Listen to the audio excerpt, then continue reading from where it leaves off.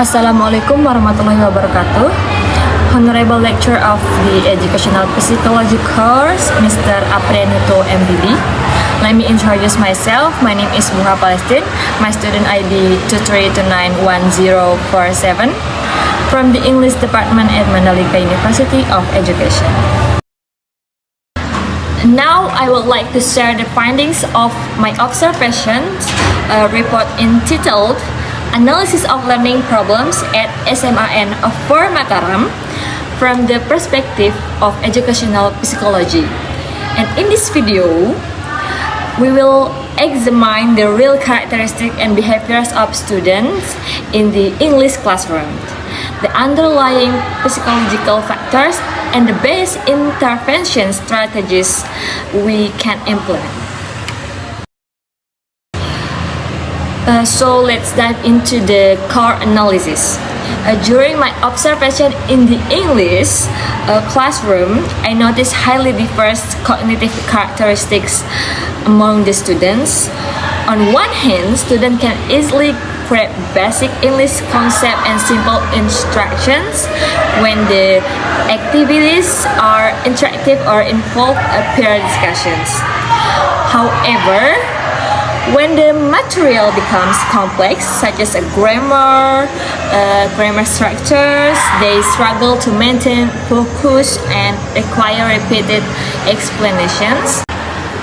Their motivation levels are directly tied to the instructional method. Students show high engagement speaking actively during game-based activities or collaborative group tasks. Conversely, when the class becomes teacher-centered, some students become passive, easily distracted, or completely disengaged. Psychological Sandrock explains that adolescents are already at the formal operational stage. They possess abstract thinking capability, but their cognitive engagement is still highly depend on their attentions, intrinsic interest, and the classroom atmosphere. And here are some examples of discussions that are applied in the classroom during learning. And now, let's talk about behavioral regulations and discipline. I observed several common disciplinary issues in the classrooms. This includes students arriving late, chatting during instructions, and inappropriately using mobile phones during the lesson. And they are actually play the games like Mobile Legends and something like that. Interestingly, these behaviors are heavily driven by social conformity among peers. In adolescents, peer influence is incredibly powerful. When one student starts playing on their phone or chatting, others nearly tend to follow suit.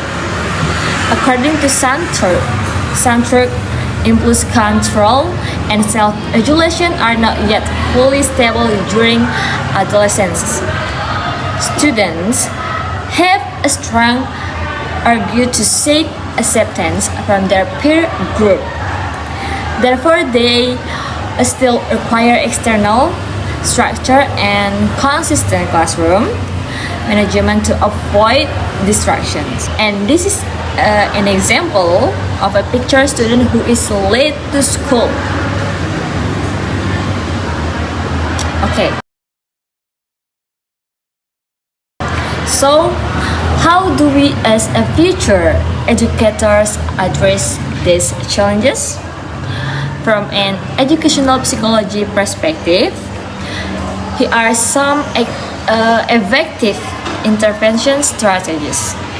Enhancing motivation through collaborative learning, aligning with Slavin's view, creating and active learning environment is essential.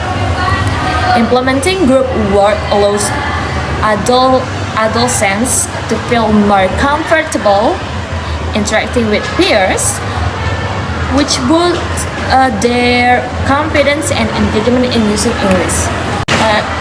Strengthening discipline via positive reinforcement to handle fun, distraction, and focus issues. We cannot rely solely on punishment.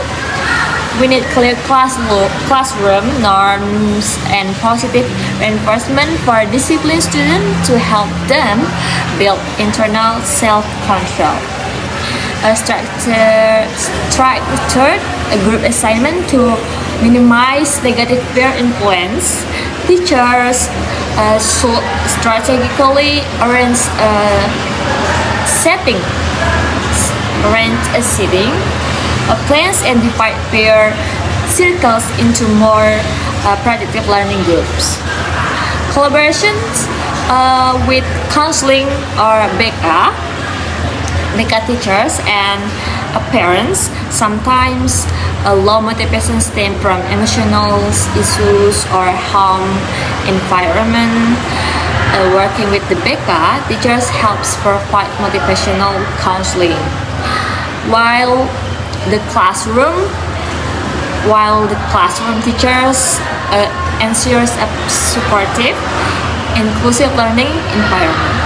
And this is the communication of collaborative learning with students, and the combination with one of the guidance and counseling teachers at SMA of 4 Mataram.